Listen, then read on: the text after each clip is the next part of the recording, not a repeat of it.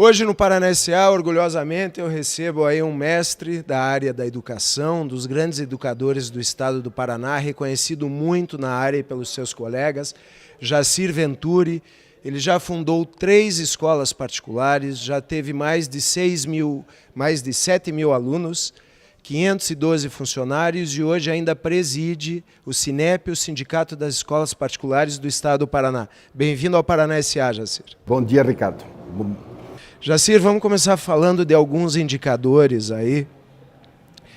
Nas pesquisas que eu estava fazendo semana passada, a gente até como professor me espanta a pontuação do Brasil no ranking internacional do PISA e outros órgãos. Ficando aí perdendo para o México, por exemplo, ficando em 67º lugar em alguns rankings internacionais. Por que o Brasil é tão mal pontuado e colocado, Jacir? Bom, de fato o PISA mede 67 países do mundo, são países desenvolvidos ou países em desenvolvimento. E nós sempre pontuamos entre os 4 últimos ou mesmo até em 4 últimos.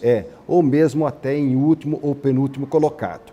O PISA mede a eficiência ou a proficiência em matemática, em leitura, na sua língua pátria, uma vez que é uma estatística internacional, e também em ciências. Tá? O nosso grande mal começa pela matemática, né? Tanto assim que o IDEB, que saiu agora no dia 7 de setembro, né, que é um índice de desempenho da educação básica, nós tivemos o pior resultado na sua série histórica em matemática. Eu vi a matéria na época, foi o pior de todos os tempos? De todos os tempos. É bem verdade que começou em 2005 esse modelo, tá? E nós ficamos com nota 3,7. Os países de desenvolvimento já estão com nota 6. Num ranking, numa pontuação, no score que vai de 1 a 10, né? De 1 a 10, exatamente, vai de 1 a 10. Então, o que nós precisamos? Nós precisamos realmente focar no aluno o desenvolvimento do raciocínio lógico. Tá? Hoje as máquinas cada vez mais fazem a parte operacional, tá? E o que o mercado cobra do aluno de hoje? Que ele tenha raciocínio lógico, certo? Que ele verbalize bem, que ele escreva bem, seja através de uma reunião, seja através de uma palestra, tá? Então são essas as habilidades que o mercado hoje muito valoriza. Lembrando hoje que de pouco vale a memorização, que todo mundo hoje tem ao alcance das mãos um teclado, tem um Google, né, onde ele pode acessar e tirar todas as dúvidas que ele tem. Então, o que prevalece hoje é exatamente isso, o aluno que pensa bem, tá? Mas para pensar bem, como é que desenvolve essa habilidade? A gente brinca que o aluno desenvolve através das nádegas e através do cérebro. É preciso disciplina para aprender matemática. É preciso de um ambiente silente, é preciso de uma mesa, de uma cadeira, precisa também de um rascunho e resolver problemas. Tá? Mesmo que o aluno às vezes dedica 15 minutos para resolver um problema e não consegue resolver esse problema, tá? Ele desenvolveu muito mais neurônios do que se ele tivesse dedicado aquele tempo a uma leitura amena ou a resolução, digamos, de 3 ou 4 problemas mais simples. Então, desenvolvimento de raciocínio.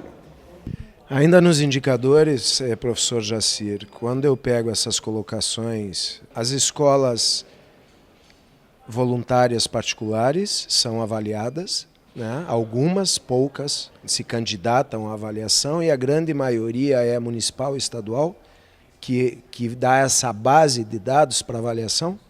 O IDEB, que você está se referindo, ela é aplicada essa prova a cada 2 anos, né? Então nós tivemos 2015, que é o resultado 2015, tá? Anteriormente foi 2013 e assim para trás a cada 2 anos, né? Então mede o quê? Mede português e mede matemática, né? Nós temos aí os resultados não só foram ruins em termos de matemática, mas também na nossa língua pátria, quando nos referimos ao ensino médio.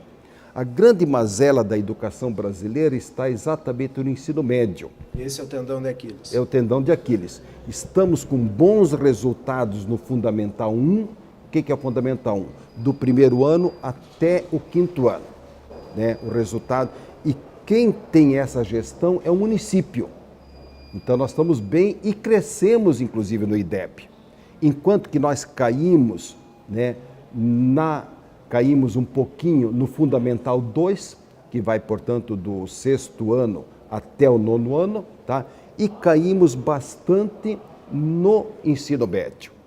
No ensino médio, é bem verdade que o novo governo, certo, que o novo ministro Mendoncinha, tá, se comprometeu numa reforma ainda esse ano.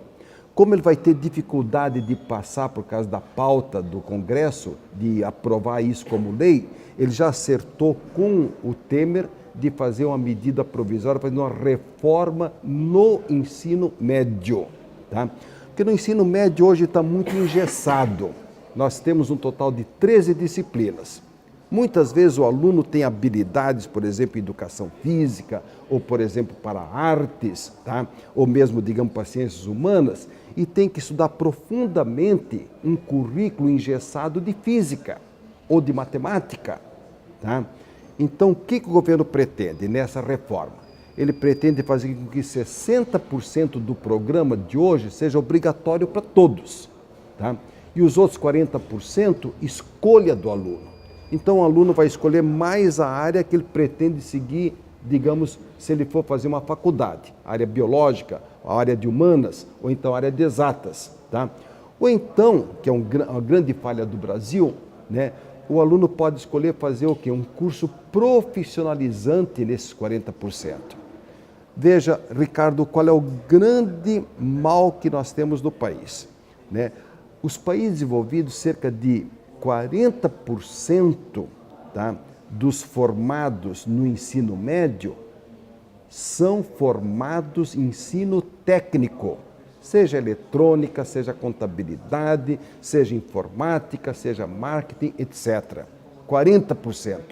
No Brasil nós temos apenas 10%, por falta de oferta de escolas técnicas públicas e até porque o governo retirou também, tá, as verbas do Pronatec. Isso vai se estendendo no efeito dominó em cadeia, Jacir. Outro dado importante é assim, 16,8% dos brasileiros estão fazendo curso superior nesse momento. Estamos de novo aí atrás agora de Azerbaijão e Colômbia, por exemplo. Quando você vai pesquisar e ver que você é atrás de uma Colômbia, com todo respeito, você também fica chocado porque não é isso que é vendido internamente no país. Então isso nada mais é do que um reflexo que já começa no médio. Sim, você citou um índice muito correto, Ricardo. Você falou em 16,8% dos nossos jovens, tá, de 18 a 24 anos estão fazendo o ensino superior. 16,8%. Na Argentina esse índice é 34%. No Chile é 45%. Nos Estados Unidos é 52%. E na Coreia do Sul chega a 75%. E nós estamos com 16,8% apenas. Então, fazendo a ligação do ensino médio com o ensino superior, o que acontece? Tá? Apenas 16,8% vão fazer uma faculdade. E os outros ficam desamparo. Sem o índice da evasão, que vai ser aí no mínimo de 5% a 10% durante o curso. O índice é muito maior. Nós temos índice ao ano de que chega a 20%, 25% no primeiro ano do ensino médio, tá? Quase outro tanto no segundo ano, certo? Um pouco menos, mas evasão também no terceiro ano. Por isso que nós temos hoje 1.700.000 alunos do chamado NEM. Quer dizer, são jovens, tá, de seus 17, 18, 19 anos, nem, quer dizer, nem trabalho e nem estudo. Tá? Não é Enem, é nem. Nem, né? Então isso evidentemente gera o quê? Uma grande aflição para o futuro do país. Jacir, o indicador aí de uns 5 anos atrás é sobre as famílias da classe D e E, mais de 3 milhões de famílias que subiram para a classe C, né, tiveram ganho aí na renda anual composta pela família, pelas rendas de filhos, pais e mães, e agora com a crise novamente regrediram e desceram a escada para a classe D e E, saindo da classe C onde tinham chegado. Isso quer dizer que corta a mensalidade da escola particular, tira o filho, coloca na pública, e se não tirar o filho da pública, para ajudar a gerar renda em casa e pagar almoço, café e jantar. Como é que você vê mais uma vez esse indicador sendo arrastado para baixo? Tá. De fato, Ricardo, até esses dados foram publicados na coluna do Maílson da Nóbrega, certo, né? Que nós tivemos uma migração dessas classes D e E para a classe C de 3.200.000 famílias.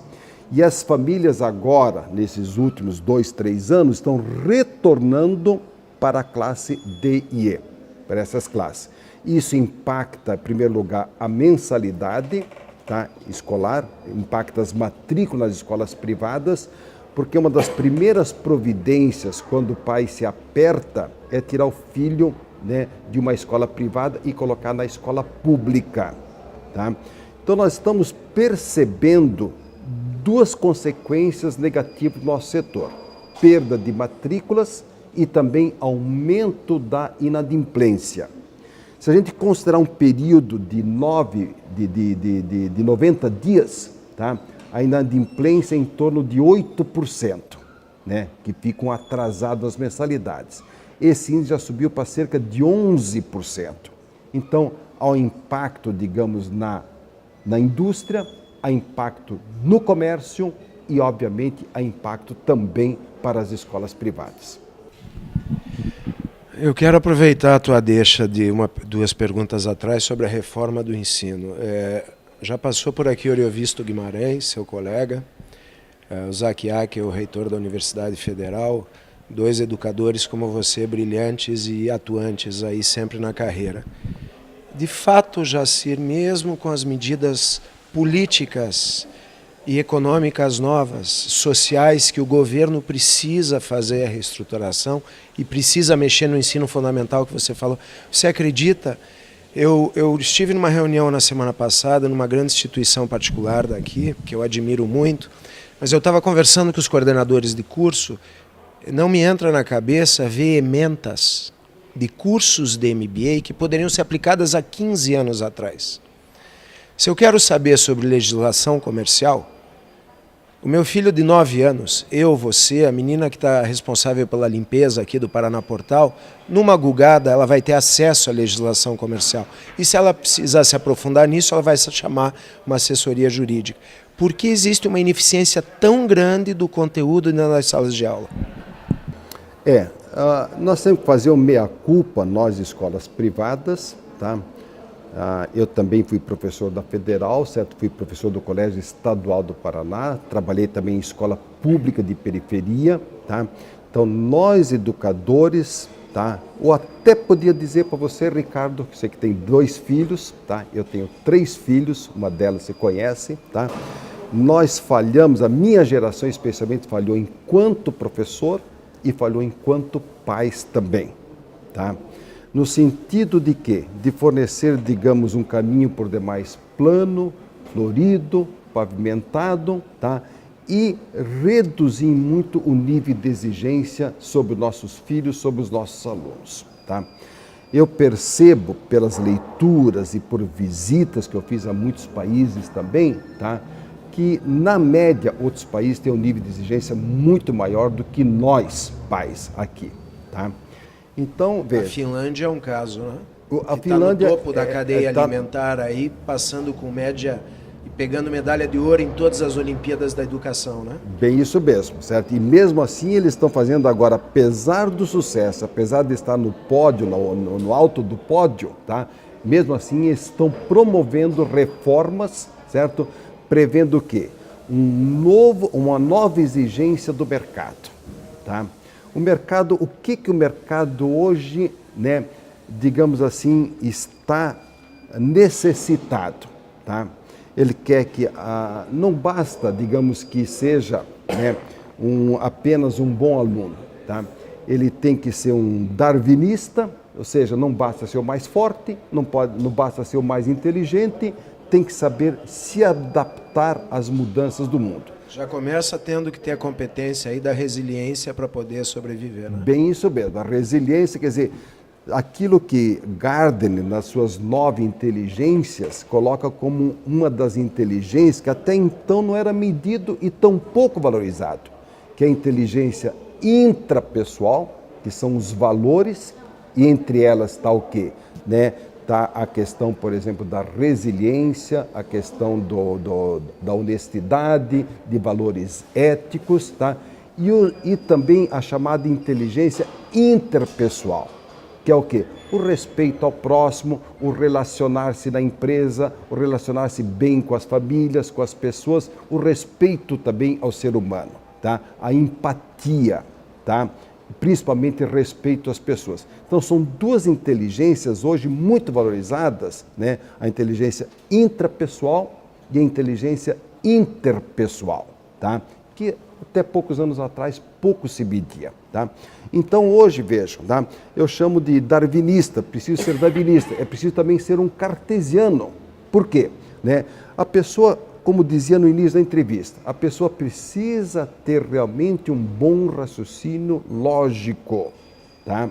Né? Daí entra a primeira forma, que é a lógico-matemática, né? Que é nas 7 formas de inteligência. Exatamente. A inteligência de Gardner, numa delas, você bem lembrou, é a inteligência lógico-matemática, certo? Claro que existe outra, que é a linguística verbal, tá? Existe a corpóreo-sinestésica. Pelé, por exemplo, era uma pessoa, você percebe, em campo, uma pessoa que se antevia às jogadas, tá? Ayrton Senna também, tá? Quer dizer, tinha inteligência corpóreo-sinestésica, do movimento do corpo, certo? Né? Dos esportes, né? Vários passos assertivamente e por aí vai. Bem isso mesmo, né? Então são hoje habilidades muito valorizadas, né? E esse foi o primeiro bloco da entrevista do grande educador Jaci Venturi. Na semana que vem voltamos com a parte 2.